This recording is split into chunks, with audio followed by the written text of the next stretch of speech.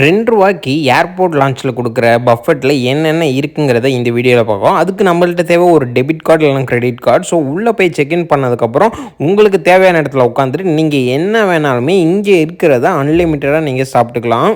நான் உள்ளே போன டைம் பார்த்தீங்கன்னா ஏர்லி மார்னிங் 2 மணினால உள்ளே பெருசாக முக்கியமான ஐட்டம்ஸ் எதுவுமே இல்லை. ஸோ சில ஐட்டம் தான் இருந்துச்சு. ஸோ அது எப்படி இருந்துச்சுங்கிறது இந்த வீடியோக்குள்ளே பார்ப்போம். ஃபஸ்ட்டு பார்த்தீங்கன்னா சப்பாத்தி அண்ட் பிரெட் ஐட்டம்ஸ்லாம் நிறையவே இருந்துச்சு. அது கூட வந்து பார்த்தீங்கன்னா இட்லி, சாம்பார், சிக்கன் குழம்பு, ஸோ பன்னீர் பட்டர் மசாலா, அப்புறம் சில குருமாலாம் இருந்துச்சு.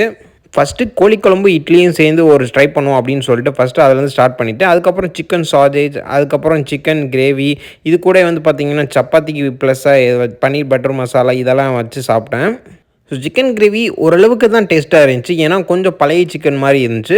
பட் டேஸ்ட் வைஸ் ஓகேயாக இருந்துச்சு. கூடவே வந்து பார்த்திங்கன்னா சட்னி, சாம்பார், தேங்காய் சட்னி இதெல்லாம் இருந்துச்சு.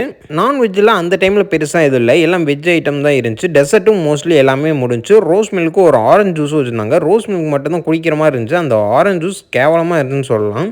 ஸோ ஃபஸ்ட்டு சாப்பிட்றதுக்கு ஒரு சின்ன பிளேட்டில் இதெல்லாம் வாங்கிட்டு வந்து உட்காந்து சாப்பிட்டேன். ஸோ இட்லி கூட சிக்கன் வச்சு சாப்பிடும்போது ரொம்பவே நல்லா இருந்துச்சு. ஸோ இதில் முன்னாடி சொன்ன மாதிரி ரோஸ் மில்க் மட்டும் தான் நல்லா இருந்துச்சு. டெசர்ட்டில் வந்து பார்த்திங்கன்னா ஒரு பிரெட் ஐட்டம் கொடுத்துருந்தாங்க.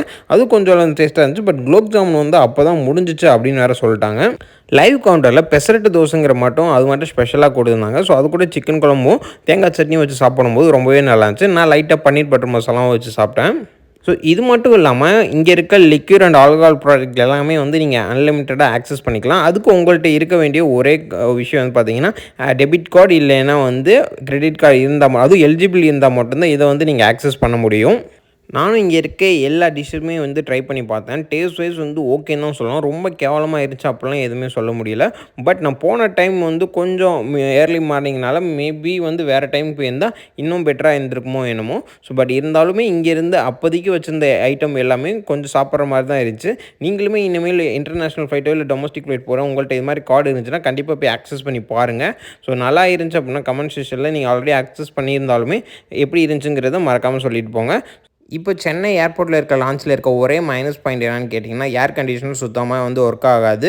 ஸோ நீங்கள் வந்து நெக்ஸ்ட் டைம் ட்ரை பண்ணும்போது ஏர் கண்டிஷனர் ஒர்க் ஆச்சா இல்லைங்கிறத கமெண்ட்ஸில் கமெண்ட் பண்ணுங்கள். ஸோ மறக்காமல் நம்ம சேனலில் வர எல்லா வீடியோஸும் குறிப்பாக வந்து பார்த்திங்கன்னா நெக்ஸ்ட் வரப்போ முக்கியமான எக்ஸ்ப்ளோரேஷன் வீடியோலாம் பார்க்கணுன்னா நம்ம சேனலை சப்ஸ்கிரைப் பண்ணிங்க.